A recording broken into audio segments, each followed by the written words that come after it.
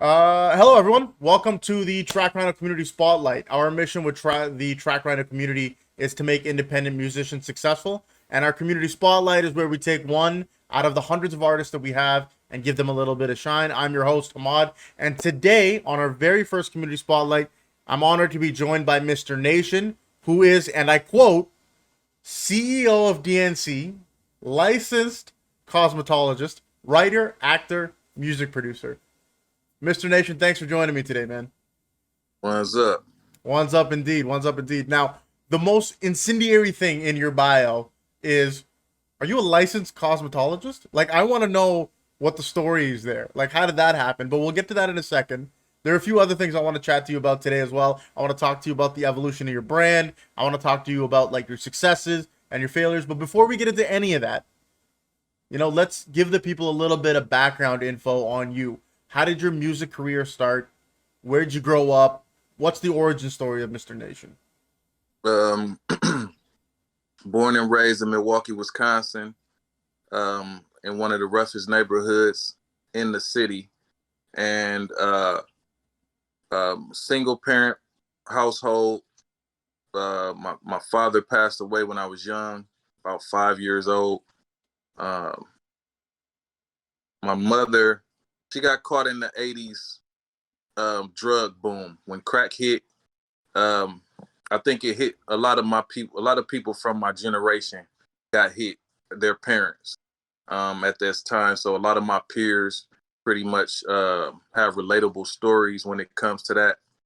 Um, they were all from the South. My parents and grandparents and stuff, and they kind of came to the bigger cities, moved to the bigger cities because of the South was just slow and segregated and stuff like that. So, but when they got to the bigger cities, and they ran into these drugs like crack and stuff like that, they didn't understand exactly what it was or what it could do to you. So, a lot of them got involved in that stuff just with no knowledge of what it was or what it would do to them, and they got addicted to that stuff. So, my childhood got messed up at that point. Language wise, is we good? Yeah, Am I yeah, good? yeah. Whatever Okay. you want to go with. Okay, yeah. So my childhood got a little threw off at that point. Up until then, I say about fifth grade, I was, living a life, the only child, mama's boy, spoiled, rotten, whatever you want to call it. But after that, things kind of depleted in our lives, and I just watched her go downhill, and I went into foster care eventually. Um, I was fortunate enough to be picked up by a family member and live with a family member, but there's no place like home. We Mhm. all know that story. And kind of bounced around from family member to family member. And I was just a quiet kid, never really got into a lot of trouble, always had a big imagination. Um, I was a little depressed from the situation. So I saw a psych about it, and he suggested that in order to deal with my frustrations and my anger, that I write my feelings down. And I started doing that. I started writing my feelings down, and over time, my writings just turned into somewhat of like a poetry type flow. So I started just putting those words together, those feelings together, and it turned into poetry. Um, by the time I was in high school, I linked up with some friends, and they was all rapping and stuff, and uh, I just started turning those poems into raps. So when we would have our ciphers at school, I would rap one of my poems, and that's how they kind of transition into rap. And then everybody would say how much they liked it. Then we started going to studios and putting it over beats. And then I just I found that it was just like something that always was therapeutic for me. It was always my way to release my inner feelings and thoughts. So uh I just told myself like this is what I'm gonna always do this, no matter what level, I'm gonna always, write my feelings down, and creating music from that is just another level of it that brings happiness, inner peace to me, inner happiness to me. So um that's pretty much what it was, as far as starting out.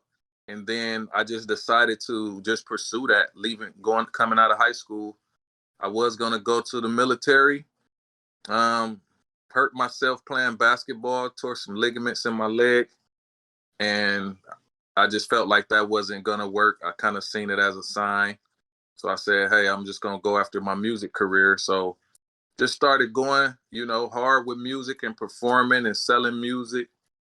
I actually, was paying my bills from selling my music. I would get up, I say, okay, I'm gonna try to sell 2 CDs an hour, $5 a CD. That's $10 an hour at the time. $10 an hour was good. I make about $150 a day. I'd be done. I start at 8 in the morning. I'd be done by about 2 o'clock. So I've got about $150 a day in my pocket by 2 o'clock. Just dedicating myself and selling myself. So uh just took that money and started investing, started my own studio, got my S corporation for the One Nation Corporation, which is my entertainment company, and started networking and working with other artists, and just building, networking, building, constantly recording, constantly writing. Writing is what I love to do, just really putting my thoughts and feelings on paper. So that's pretty much it in a nutshell. Right. And are you still based out of Milwaukee? Yeah, technically. I moved to Arizona 3 years ago. Okay. Um, I've been in Arizona for 3 years, but recently, just within like the last month, I've moved again to Vancouver, Washington. Okay. Yeah. So, reason being, there's a there's a there's a lung disease in Arizona called valley fever, Mm-hmm. and it's in the dirt. They have these monsoons, which is like these big dust storms and stuff. So this stuff, when these dust storms happen, this stuff is like floating in the air, and if you breathe it in, you can get very sick. Some it can even cause death in some cases. So basically, I got the valley fever, and it's a long recovery. I think you're breaking up there. Hold on. You still with me? There you go. Yeah, you're saying it's a long recovery? Yeah, can you hear me? Yeah, yeah. Long recovery. I'm still kind of dealing with that, so I just decided to move away, just to, because the air can get bad out there. When it gets really hot, they have these air pollution warnings and stuff. So I'm dealing with an issue with my lungs. I don't want to, you know, stay in an environment where the air itself can be harmful to me. So I decided to just move away. I do want to go back one day. I loved it out there. But yeah, uh, Milwaukee is home. My family's here. I'm here now for the summer, and I have a lot of network and connections here on the music side. So I'm always here doing something. So how does the music differ? Like, we're talking Arizona, Washington, Milwaukee. Do you find that it affects your music? Is there different music influences around, or is it kind of it doesn't matter?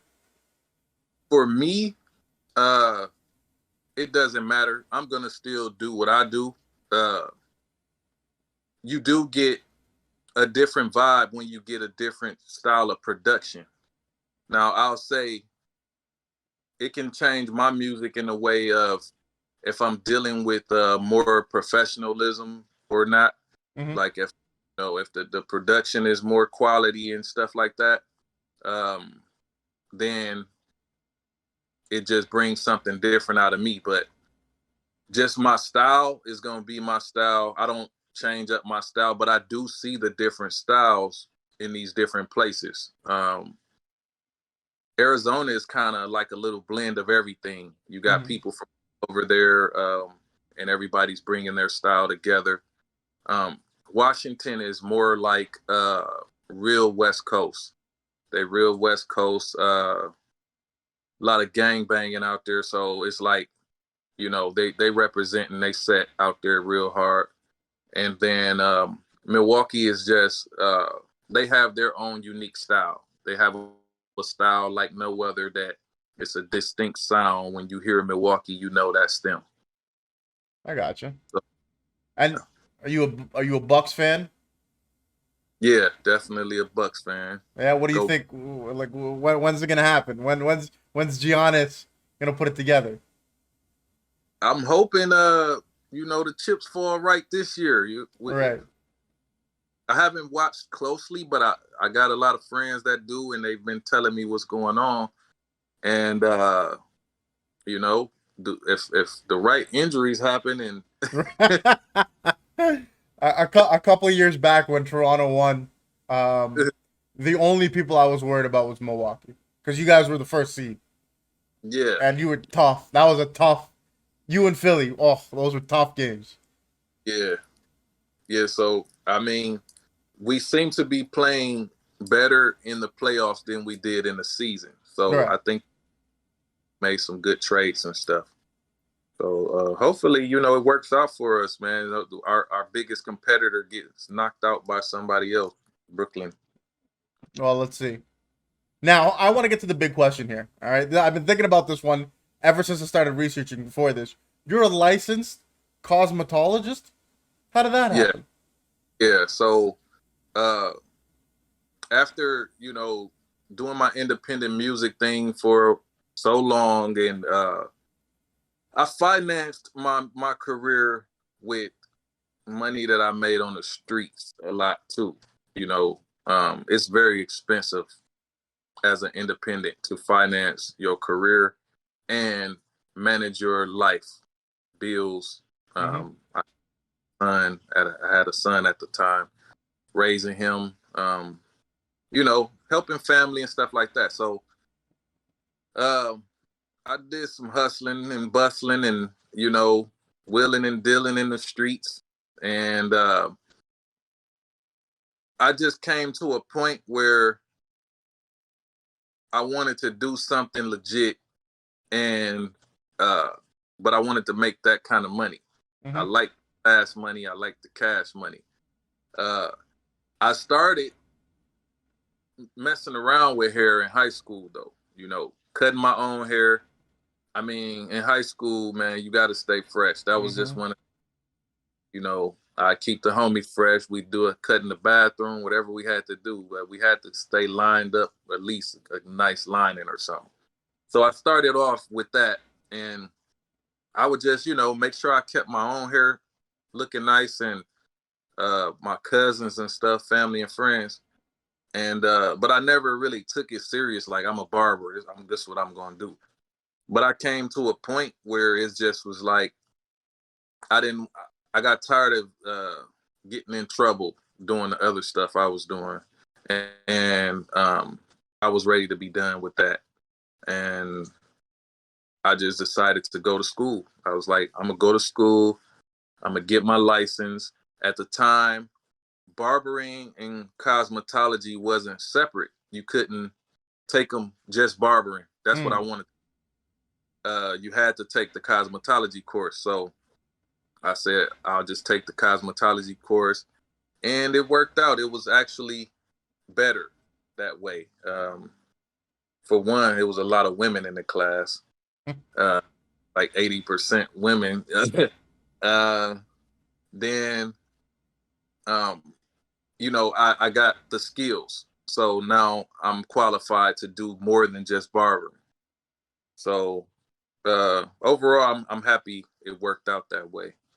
Yeah, my mom's a a cosmetologist and a beautician, so I just, I connected with that when I saw that. I was like, oh, that's pretty cool. I mean, I like it's a hard line to walk, music and business, and Right. just and figuring that out. And like, talk to me about that. Like, how do you walk that line? What are the challenges? Um, that's the thing. I do the business because I have to, not Mm, because I. And there are people that love to do business, and at this point, I honestly want to find somebody that loves to just do business and then link up with them because I just want to be an artist. I just want to create. I want to just um, focus on being as creative with the music, making the music the best it can be, and not really have to so much worry about the business side. But right now, since it's just me, I have to do that. It gets frustrating sometimes keeping up with all the new stuff that you have to incorporate with um, protecting your music and um, making sure your music is properly registered. And it gets tedious, with that, with transferring SR codes and stuff like that, and making sure all that stuff is filed with ASCAP properly, and uh, you know, I honestly just want to be an artist, and I'm figuring that part out at this point. Like, I need a business partner. right. Or maybe like a music manager or something along those lines. But Yes, I can see at some point, you made a transition from just being an artist to kind of taking your brand a little bit more seriously and doing some work on your branding. I saw that, there's a few changes that I saw that you made. You went from, correct me if I'm wrong, you went from Black Diamond to Mr. Nation. yeah, So I want to know what's the story on that, and then what's the story with One's Up? Like, is that another brand? Is that what's happening there? yeah. So, um, Black Diamond is a name that was given to me by a manager that I had a long time ago, early in my career. So I actually had a name before that. I used to go. Smoke was a family nickname that my uncle gave me.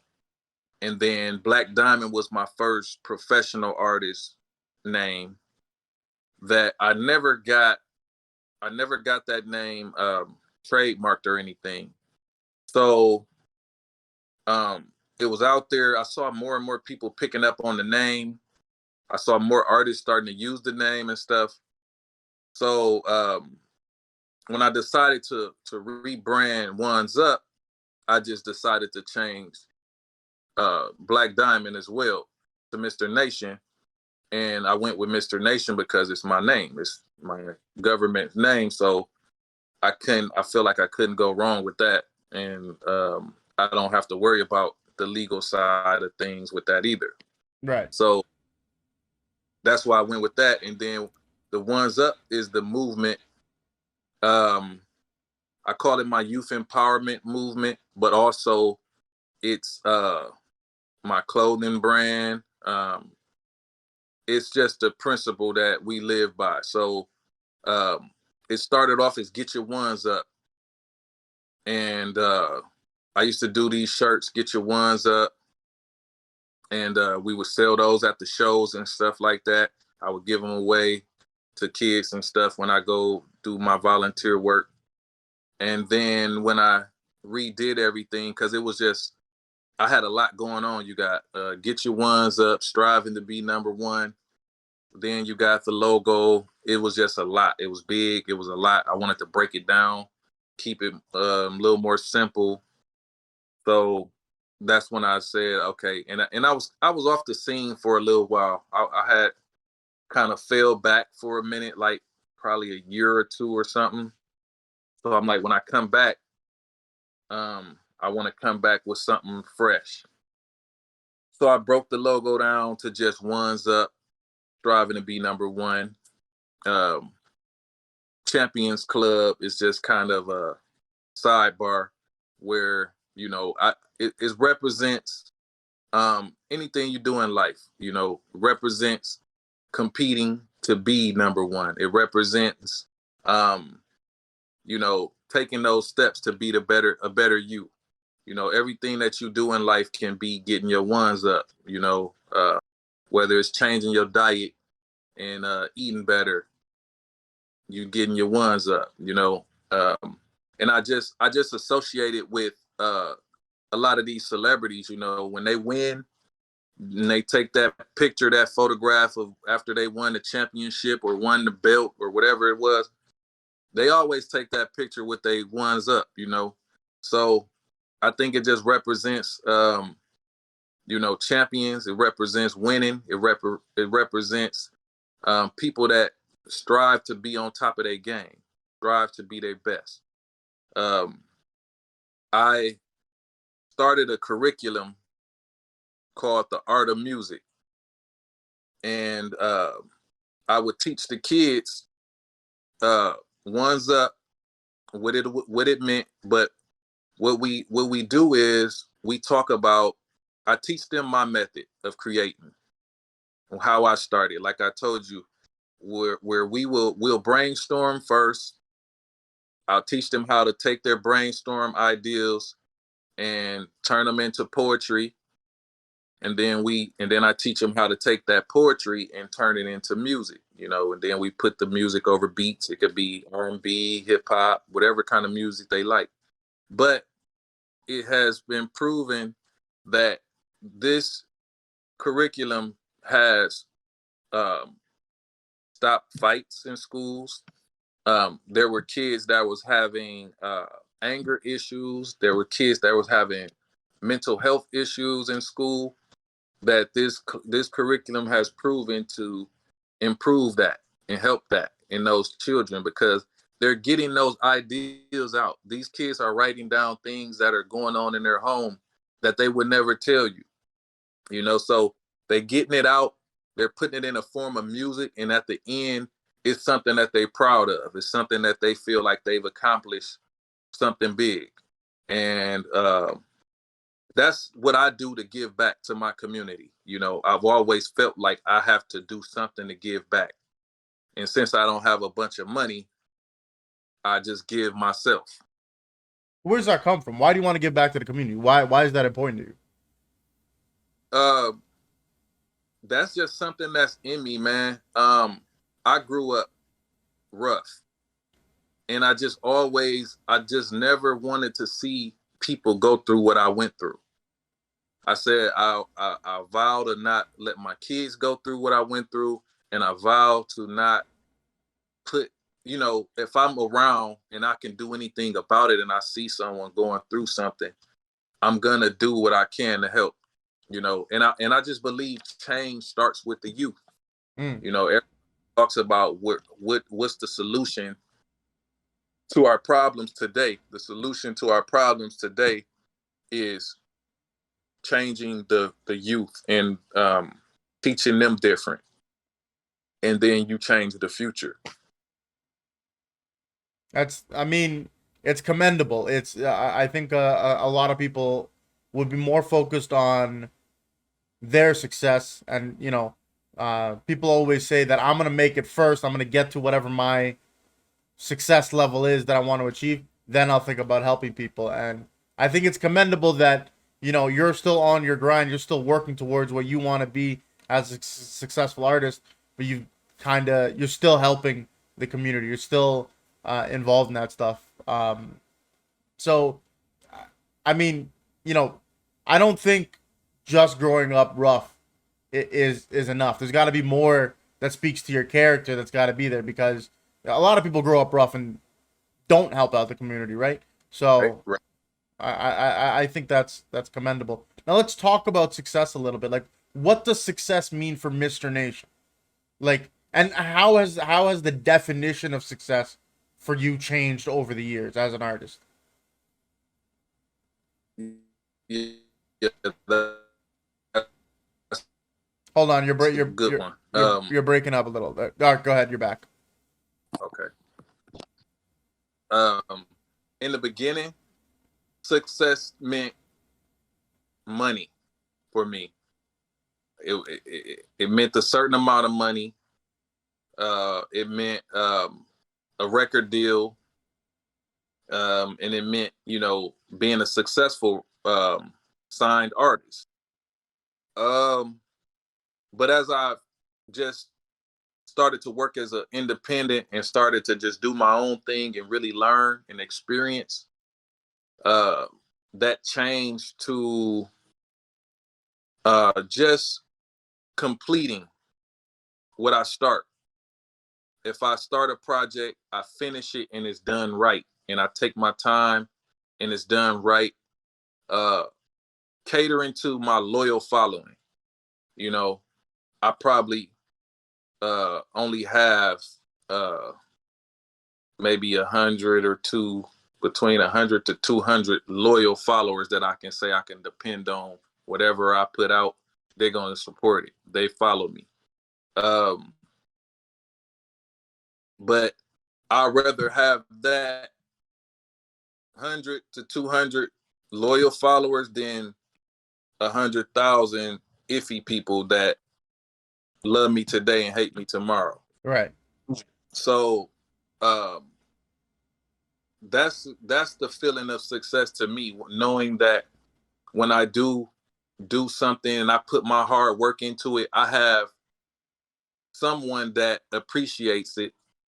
Uh, yes, it would feel good to be compensated for that at someday, where it's like I'm being paid for what I love to do. That's the ultimate, like, bam, I'm there. But in the meantime, just knowing that I'm doing it my way, doing it the right way, I'm not settling, and knowing that I have some people in my corner that really support me. They love what I do, and we're just continuing to build from that. Right. And did COVID come in and mess things up? Did like did the pandemic play a role in your career at all? Good, bad?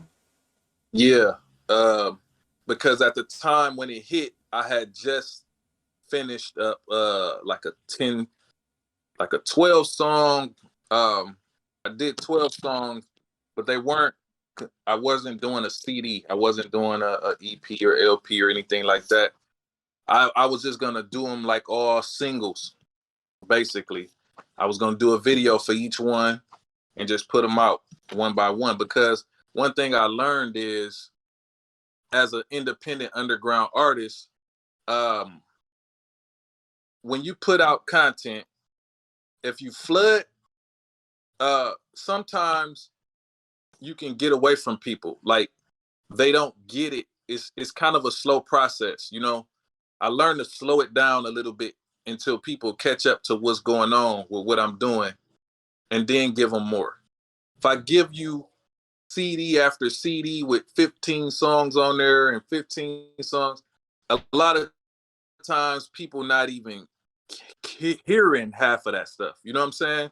But if I give you one and I keep that one in your face for a certain amount of time and I keep pushing it in your face, eventually you're going to listen to it at least once. You know what I'm saying? And if it's good, I got you. Right. So I learned to just slow it down with that, and just put it out like that. The pandemic came right when I was getting ready to start my campaign and start performing, and I was in Arizona at the time, so the scene out there is big and is wide open for new artists. They have venues that will pay the independent artists. They have lots of places to shoot videos. They have uh, very supportive group of people out there that, if you doing it and you networking, they'll support you. They'll come out. It's much different than here in Milwaukee and other places that I've been to. But so I was really excited. I was really excited about, getting ready to do this, push this out here in Arizona and get my name out here in Arizona. And you know, solidify my spot. And then that hit, the pandemic hit, shut me down. And then as we phased out of the pandemic in like December, January, then I found out I had the valley fever. So that shut me down even longer. So Mm-hmm. now getting out of that, feeling better, you know, my health is getting better and stuff. So hold on. Sorry. I think that's all good. Yeah, so my health is getting better and stuff. So I've just started releasing music again and videos and stuff like that. So these last few weeks I've released a couple videos. Um, I just uploaded my new project to my TrackRhino portal, which I'm gonna try something different. I'm only gonna make this project available on my TrackRhino. So you have to have my TrackRhino to get this new project, and I'm gonna see how this works out for us, you know. And I'll push it here while I'm here. I'm here in Milwaukee for a couple more months. So I'm gonna sell as many of them as I can while I'm here, and then when I get back out to Vancouver, and then I'll be pushing it out there. So, and then I got connections still in Arizona. So, you know, hopefully in the long run, this all ties in together, and you know, everything happens in right on time for me. Right, right. You know, one of the things I noticed as like a transition, I was going through some of your music. I was going on your YouTube, and you've got stuff that goes back like 7 years on there. Mhm. Like you got stuff that from a long time ago. And if you watch that stuff, like the video from 7 years ago, uh, you know the production quality, you stepped it up in a big way. Like the video from 7 years ago looks like a video from the '90s. You know, it's got Yeah. that kind of feel to it. And then, in my opinion, your best song that I like the most is "Out the Mud," right? Oh, okay. And that was a 2020 video, right? Yeah. But you compare that to "Vibes," which you released like a week ago, 2 weeks ago. Yeah. Very recently, you released "Vibes," and the music video for that is like even from "Out the Mud" compared to "Vibes," the music video is so much better. Like the production quality is higher. You're shooting in 4K, so it's like it seems like like you took some time between 2020 and 2021 and really elevated your game on your quality for just on a video level. Yeah. Yeah. I'm definitely as I become more knowledgeable about uh the equipment that other artists use, and making sure I look at their work. And sometimes an artist could have the top equipment, but they don't have the know-how or the vision. And you can come in and say, you know what, we're going to work on this together. And you help them do better with what they already have. You know, some of these videographers have the nice cameras, but their editing abilities is they just do simple stuff because it's fast money. You know, a lot of artists are just doing the same basic stuff. You know, they just want to stand in front of a nice car. But me, I've always been a creative mind, and you can look at like even my video 7 years ago. I'm pretty sure you're talking about Swag, where we on the roller skates. Yeah. Yeah, that video I shot with my home recorder, Mm-hmm. just because I was like, I had bought me some video editing software, and I'm like, shit, I'm gonna just get out here and do this myself, you know, and just give it a shot. So I just went and just did that myself, and I just wanted to capture the art of the roller skating rink, you Mm-hmm. know, and only thing that I think saves that is the fact that it is the roller skating rink, so it can have a '90s look, you know, because of what we capturing. But um, yeah, just making myself knowledgeable of what's out there and what the equipment is being used and what that equipment is capable of. Then Mm-hmm. that helps my vision in saying, okay, this is what I know I can pull off, you know, and then just working with the other artists, the videographers and producers and stuff on that. and trying to make it happen. Right. And so, is this stuff that you've realized, like, is it more that it's because of collaborations and working with others that you're learning all this? Because part of what you touched on earlier was like you can't do it all yourself. You can't be the video producer. You can't be the you need help with and finding partners to do that stuff. So do you think like collaborations is really the big step up? Like if you have to Yeah, point to it. yeah, that's definitely one thing I learned is now allow other people to come in and do what they do what they're good at. Network networking is one of the biggest.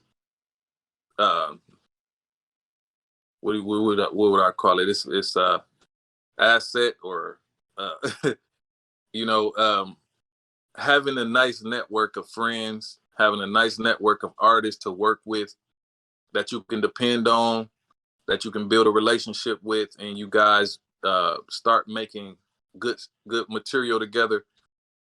That's a key, and really trusting the process and trusting their abilities.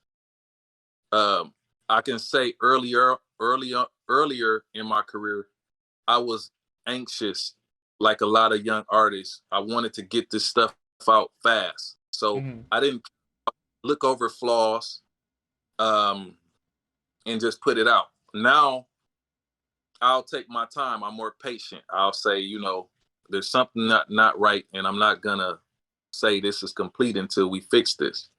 And sometimes that costs me more money because if I'm dealing with a producer in the studio, um, and I want to keep making tweaks every other day, I got to pay him for his time, unless he decides, you know what, I'm just going to do this on the house. But um, business is business. And, once we finish our recording session, that's that recording session. The next time I want to come in and make some changes and do some things, that's a whole new session.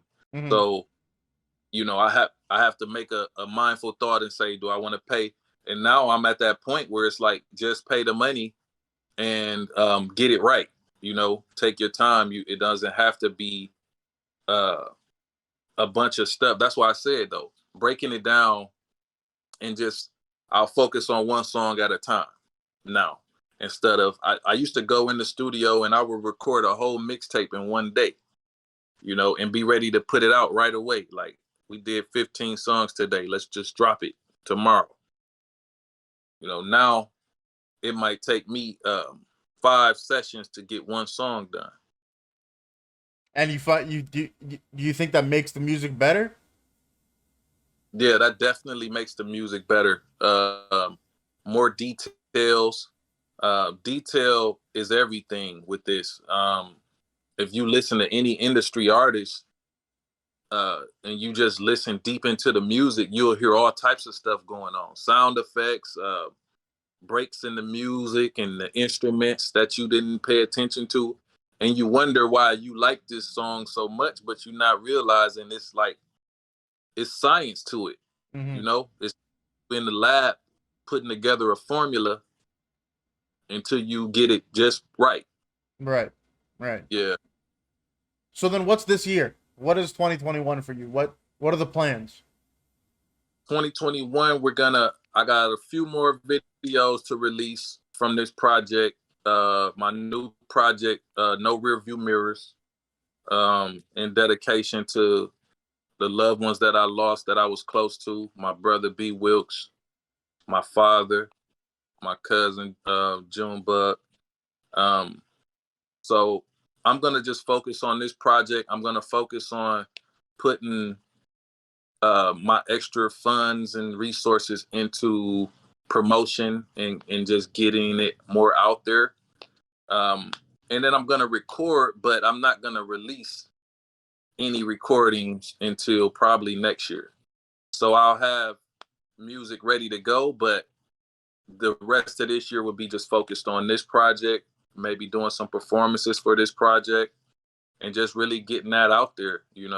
And I'm incorporating now uh TrackRhino into my mix of what I'm doing. So I'm trying to bring the awareness of that and trying to advocate and uh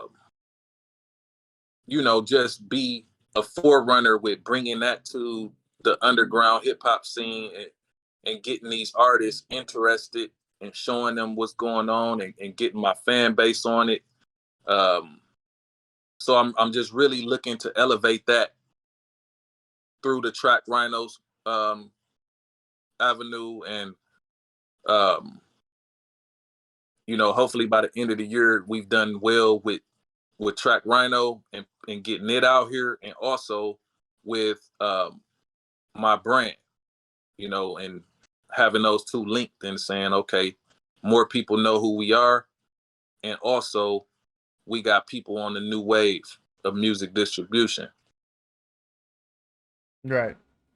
So part of what you touched on was um, your new album coming out and how it's based off of people that you've lost. Like, what are your inspirations? Like, where do you look for inspiration? Where does the music come from? Um, my flaws, my shortcomings in life. I feel like we all, no matter what race you are, man, woman, we all have a core base of similarities as humans. And I feel like if I talk to myself and talk about, what I got going on, it's like my music is like me looking in the mirror. And if I tell you, um, you know, I got problem with, you know, uh, overspending on fashion, or uh, whatever my habit is at the time, or whatever I got going on psychologically, I might just be having some messed up thoughts in my head about life, or about the government, or anything. There, we all pretty much going through the same thing, just in a different way. We all have our demons we deal with, some people call it. There's that thing that you just like, I know I shouldn't be doing this, but I'm doing it. I know this is hindering my growth. Um, you know, that's pretty much what it is. It's like me just talking to myself, like, hey, and that goes back to me writing those thoughts in my book, because that's what it was in the beginning. It was me talking to myself and writing my thoughts down and saying, you know what, this is what I don't like about my life. This is what I do like about my life. This is what is bothering me right now. And this is what I'm seeing around me right now. And I just talked about that in that way.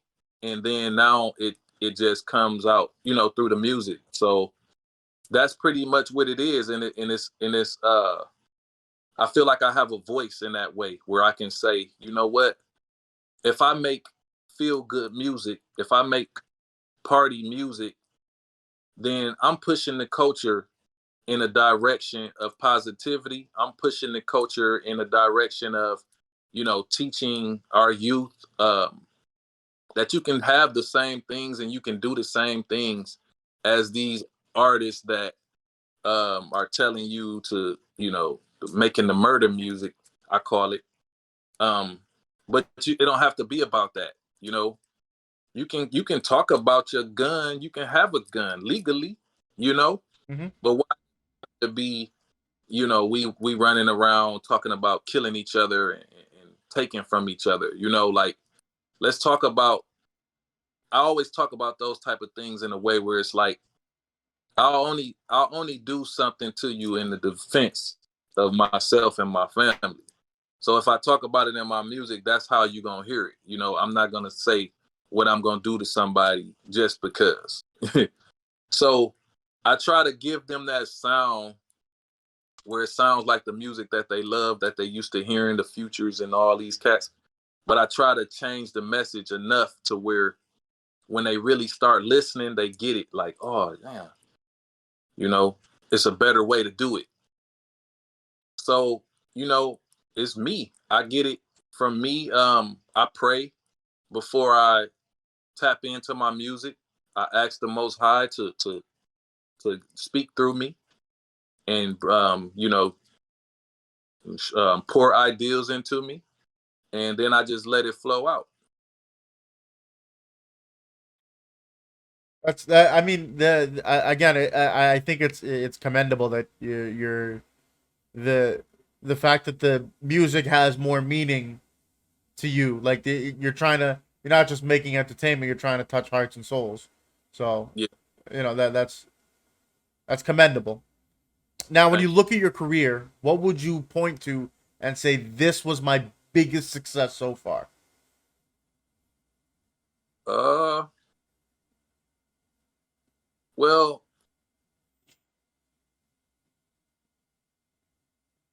it's hard to say on that. I I've had so many situations that I felt like um it was big for me. Uh I've had the opportunity to sit in a studio with Swiss Beats and have a 2 hour conversation with him. That was big for my career. He gave me some game, you know what I'm saying? And just being in that presence, you know, you can feel the different energy. You can see the professionalism. Um, Having my music played on the radio for the first time was big. Uh, I had it played on our, you know, FM radio and our AM radio station here too, more than once. Uh, Having people recognize me from my work, from maybe a show I've done, or maybe a a class I've taught to the kids, and I might be out, and the kid went up to me and say, "Hey, I remember you taught our class," you know, and they might want a picture or anything. I've had those moments. That was big. Having record labels show interest in me and say, you know, we think we could work with you. I've had a couple of those moments in which I had to turn it down, you know, because the contracts weren't right. But hey, I have to stand on principle. I could have easily made any kind of music just to get on. Right. I have the skills to do it. Um, I think it takes a package deal, you know, and I believe I could be that if I wanted to be. I can have the look, I can have the sound. Um, you know, I can be an all around artist. I know how to rock the mic as an MC. So, but I just chose to say, you know what, if I can't be me, then I'll just stay where I'm at for now. So yeah, there's been a lot of those moments, man, and I can't just say one is bigger than the other. You know, it's been a journey. My whole career has been a journey. There has been a lot of moments that have been like irreplaceable, and I'm still going. So I think, you know, I have a lot more to come. But like you said, I mean, yeah, it's a journey, right? And there's a lot of highs, but on the journey, there's a lot of lows. So, I think you talk about your highs, you know, people like to hear that, but we don't hear enough are the lows. If you don't mind, what are the biggest failures that happened in your career, and what did you learn from them? Uh, I've had a lot of those too. I've had a lot of things promised to me in this music industry where, you know, people didn't turn up on their end of the deal, and it just either cost me money or my time. Um, I was promised shows, openings for shows that didn't go through.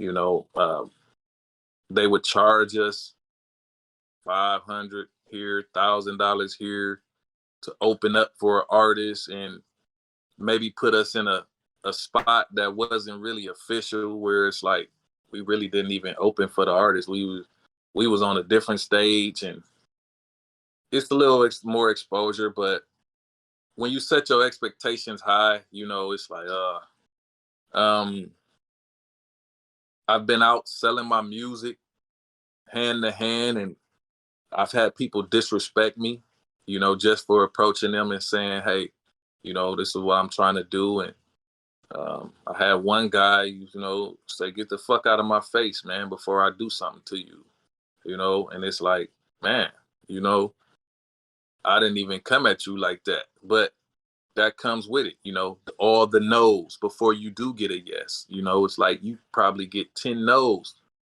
before you get one yes. Mm-hmm. You know, so if you're not strong in the way to keep pushing, you know, it's discouraging. You'll give up. Um, so just knowing that I've done more investing than I've gotten profit. I've invested over $100,000 into my music career, and I haven't gotten probably 10% of that back. You know what I'm saying? So uh, those are just a few of them. You know, And then where is this journey going? Where does it end? Like to you, if you were to think about what is the end goal of this journey, these ups, these downs, what is that end goal for you? ultimately at this point, I love to write music. I love to listen to different music instrumentals and live beats and stuff, and I like to write hooks and lyrics in all types of genres of music. I just try different genres sometimes just to see if I can come up with um, something that's nice, something that sounds good. So if I could get myself in position as a songwriter for uh, an industry artist, you know, someone on a big platform, I've realized that performing and all the work that comes with being famous and being a star is not really what I want. I really want to just create the music, and somebody else can, you know, get in front of the lights and the cameras. Right. Right. I'm in you to do this for the rest of my life because it's my therapy. It's my way of getting my thoughts out. And like I said, I have some close people around me that love it. So I do it for them too. But yeah, that'll be ultimately my goal. If I don't get in as a writer, then I really don't want anything else out of it. I respect that. I respect that. I think a lot of people would have answered the easy fame and fortune, and for you to say that that's not what you want, that I respect that a lot. Now we're gonna move on to a lightning round of questions. So these are, you know, the first thing that pops in your head. You say it. Don't think about it. No long answers. Just the first answer that comes to your mind. You ready to go? Do it. All right. Your favorite album all time. Jay-Z, Blueprint. Current song that's stuck in your head. Young Blue. Um, I forgot the title. They say time heals. Young Blue and Drake. I don't know the title. Okay. Your favorite song made by you. My favorite song made by me. Whew, am I wrong? If you need to summarize your journey into one word, what would it be? Evolving. What's more important, having dope bars or having a dope beat? Having dope bars. What does music mean in your life? It means peace. Finish the sentence. Without music, I would be. Without music, I would be dead or locked up. Name an artist you would love to work with, dead or alive. Tupac.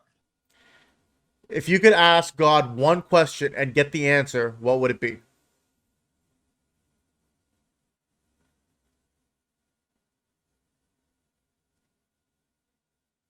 Do all dogs go to heaven? No.